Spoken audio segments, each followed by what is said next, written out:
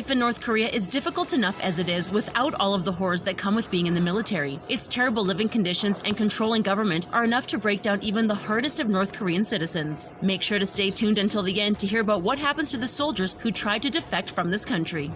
Before we take you on a journey into the life of a North Korean soldier, make sure to like this video, subscribe to The Richest, and join our notification squad. Now let's get into the horrible things North Korean soldiers have to go through.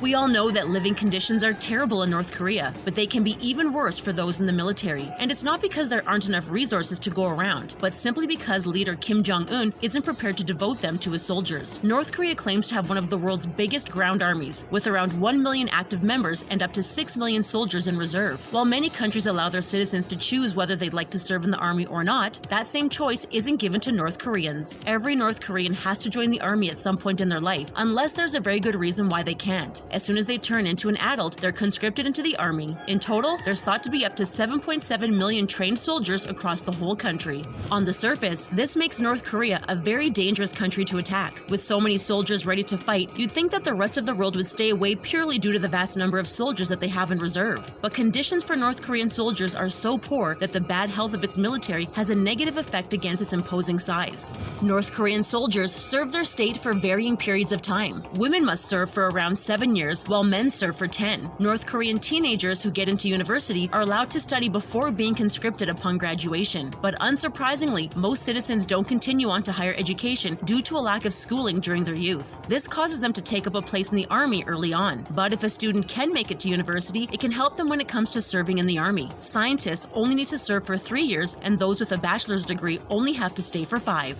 Throughout their time as a soldier, North Koreans are allowed home leave every so often. But this isn't a chance for them to catch up with their family. It's a time for them to recover and hopefully regain some strength. Soldiers in the military are given an incredibly poor diet of only a few potatoes a day. And in the summer, before the potato harvest happens, this pitiful amount isn't always guaranteed. Extreme hunger is a common feeling for soldiers outside of the capital city of Pyongyang. If they're not eating potatoes, they're fed raw corn kernels of corn rice. Their nutrition is so bad that North Korean soldiers are often a few inches shorter than their southern counterparts, thanks to their restricted diet. After dealing with strict workout routines and long days of physical labor, home leave is a chance for soldiers to earn some well-needed rest. They're often too weak to walk unaided and require family members to wait on them hand and foot until they're fit again. And once they're able to walk and are looking slightly healthier, they're carted back off to the army. But not all of the soldiers even make it that far. Some of them are so weak that they pass away before being returned to their families. This leaves mothers and fathers waiting anxiously for their children to return, knowing full well that they might never see them again. It's a never-ending cycle of pain for these soldiers and their families. Some troops in more specialized areas are given more food to help them get through the day, but this is rare and it still doesn't provide them with all the nutrients that they need. And what do you do when you're so desperate for food that you realize you could pass away at any moment? Many soldiers resort to stealing to try and improve their meager rations before they get too weak to survive. The military police are aware of this and often send out members to hunt down starving comrades who are looking for food they can steal. It's also been reported that some senior officers in the army will send out juniors to steal from farmers and citizens. If they fail to find supplements, the soldiers can be punished, making the whole situation even crueler.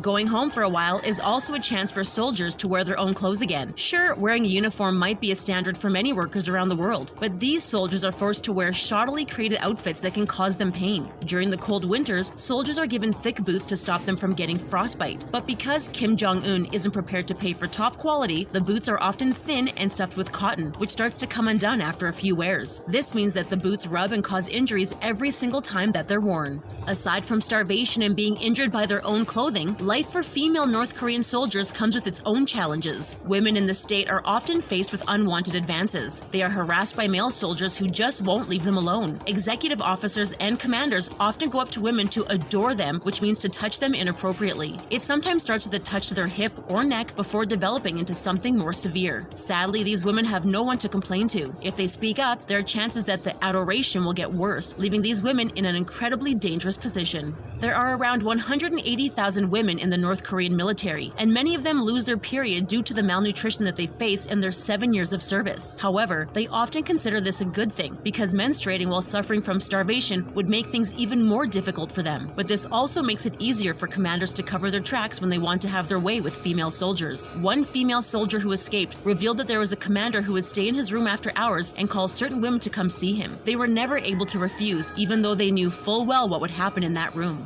And once North Korean soldiers have come to grips with their living conditions, they're expected to start learning the tricks of the trade straight away. Some of it is standard military practice, learning how to handle weapons, reacting to an emergency, and obeying their leader. But some of the things they're forced to do are far scarier and require these soldiers to ignore their gut feelings and just get on with it. In 2017, it was reported that Kim Jong-un was forcing North Korean soldiers to throw landmines into the Yellow Sea. The landmines would wash up on the Dongmak beach in South Korea, where they would then explode and fatally injure tourists and local residents. Officials say that the bombs were aimed to hurt American tourists, and 110 incidents were reported back in 2017. It's a cruel practice, especially since American and British tourists can't understand the North Korean signs that explain the dangers of the area. As the landmines lurk only inches away, these tourists can find themselves in a lot of pain in only a matter of minutes. The worst part is that the North Korean soldiers are fully aware of where and why these landmines are getting thrown into the sea, but they're not allowed to complain or refuse. However, many soldiers are brainwashed into thinking that they're throwing bombs for the good of their country. About 60% of their time is spent learning the Kim Il-sungist, Kim Jong-ilist ideology, which supports the idea that North Korea is superior to every other country around. Soldiers are trained to permanently be on guard because they're told that North Korea is always under attack.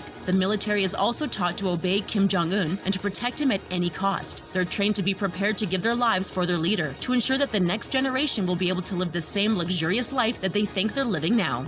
Because North Korea is such an isolated country, brainwashing soldiers isn't that difficult. It's only when soldiers successfully leave the country, which comes with its own dangerous risks, that they realize just how brainwashed they are. Even when soldiers find themselves seriously injured, they're prepared to overlook it for the good of their country. Injuries are a common part of military life, and each corps has its own hospital. On the surface, it sounds like a way to help out these poor soldiers. Sadly, there's a catch. Each regiment has a facility called a military treatment center, but there's no medicine there, and if medicine is genuinely required, the soldiers get charged for it. The medicine that they receive is usually rubbing alcohol, which means that many soldiers continue to suffer despite paying money to try to get themselves back to a healthy state. But if a soldier becomes so ill that they're forced to leave the military, or if they pass away, there's no sympathy for the family. No compensation is given, and all that the family receives as a memory of their loved one is a certificate detailing how long they served for. But making it out alive isn't necessarily the best end goal to have. Those who do not come out of military service in one piece often find that their personalities have shifted beyond repair. Life in the army teaches soldiers to be tough and to ignore any feelings, so that they are often violent afterwards. There are a lot of complaints about soldiers from local residents, and some people even pick up their bags and leave if they see one approaching. These soldiers, after suffering years of abuse in the army, often come back to civilization with little hope of continuing to live life like they did before.